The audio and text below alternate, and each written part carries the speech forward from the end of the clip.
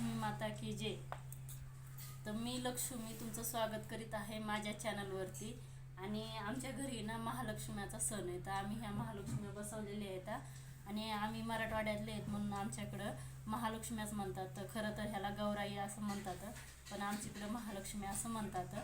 आणि आम्ही आहेत मराठ्यांच्या शेतकऱ्यांच्या बायका, त्याच्यामुळे ना आमच्याकडं महालक्ष्मी असं म्हणतात। आणि आमचे सर्व माणसं आहेत ते मुंबईला गेलेले आहेत, आरक्षणाचा लढा चालू आहे आमचा त्याच्यामुळं। आणि आमच्या बायका आहेत ते घरोघरी असा महालक्ष्मीचा सण साजरा करतोय आणि महालक्ष्मीकडे आता साकडं घालतोय की खरोखर आमच्या मुलं बाळांसाठी की आम्हाला आरक्षण मिळो म्हणून असं। आणि सरकारला पण विनंती करतोय, आतापर्यंत तरी गोडीतच करतोय विनंती सरकारला की आम्हाला आरक्षण द्या म्हणून। हां ठीक आहे, तुमचं म्हणणं पण ठीक आहे की आम्ही मराठी आहे तर तुम्हाला कशासाठी आरक्षण पाहिजे, तुम्ही तर पाटील आहे, तर ठीक आहे आम्ही पाटील आहेच आणि आम्हाला होतोच बी, आम्ही पाटील पहिल्यापासून पाटील आहे, आमच्याकडे भरपूर शेती होती।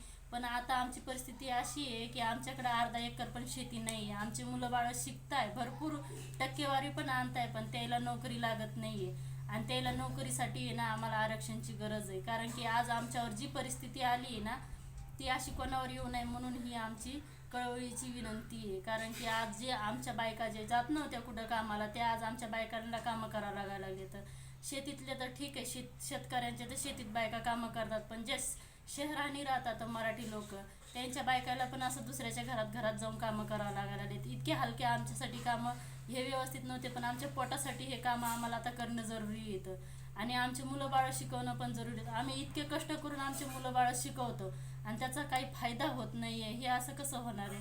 आता ही माझी मुलगी, आम्ही ह्याला शिकवतो, लहानचे मोठे करतो आणि आता ह्याच्यासाठी आम्हाला आरक्षण तर गरजेचं आहे ना, आम्हाला आरक्षण तर पाहिजेच आहे। कारण की माझे 2 मुलं 1 मुलगी आहे आणि त्याला शिकून वाढून त्याचं व्यवस्थित करणं आम्हाला जरुरी आहे ना, त्याच्यासाठी आम्ही ही विनंती करतो की आम्हाला आरक्षण द्या म्हणून।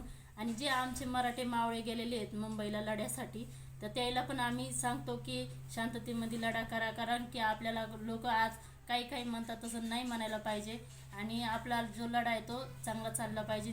जे मनोज दादा जरांगे पाटील आहेत त्यांनी आरक्षणाचा आज त्याचा 4था दिवस आणि ते आज 4 दिवसापासून उपवासी येतं आणि महाराष्ट्रातल्या घरोघर असा महालक्ष्म्याचा सण चालू आहे आणि घरोघर पूर्णाच्या पोळ्याचा नैवेद्य दाखवला जातो, पण घशाखाली नैवेद्य जात नाही आहे, कारण की ते उपोषणाला बसलेले आहेत आणि आपण जेवण करायचं, हे काय महाराष्ट्रातल्या शेतकऱ्यांच्या बायकाला पटत नाही आहे म्हणून हे असं करतोय आम्ही।